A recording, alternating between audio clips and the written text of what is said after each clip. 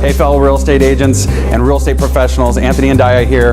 Check out some of the things we learned today at our broker breakfast about recruiting. Lots of good info. You're not going to want to miss it. I think probably the most important thing is to figure out what your brokerage can offer that would make an agent never want to leave your brokerage.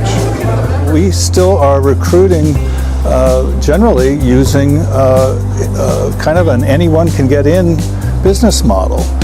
Which means that we're throwing a lot of our training bandwidth at people who never will succeed in our business. I should be much more selective. I should be assessing people before they enter my organization. I need to make sure that they can bring something to me and not just make it a one-way street of benefits for them. Recruiting is an interesting topic because I seem to go against what the normal grain is. I'm very selective as to who I bring onto my team, and I want to make sure that those who I do select, I encourage to do a lot of business. And so it wouldn't be your normal model of just bringing anybody that can fog a mirror.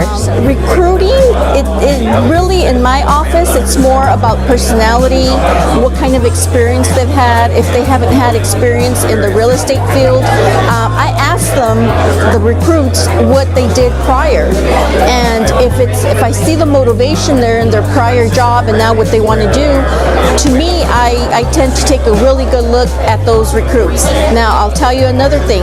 When I am meeting with recruits, I don't hire all the recruits that I interview. There has to be some kind of personality match for the office.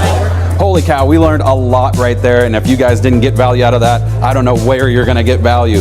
But we want to offer you more value next year in 2017. We want to make sure that when you hear the word broker breakfast and you hear PSAR or NSDCAR making it happen, we want to make sure you're there. So show up, put it on your calendar, and make sure you're live and direct with us in 2017.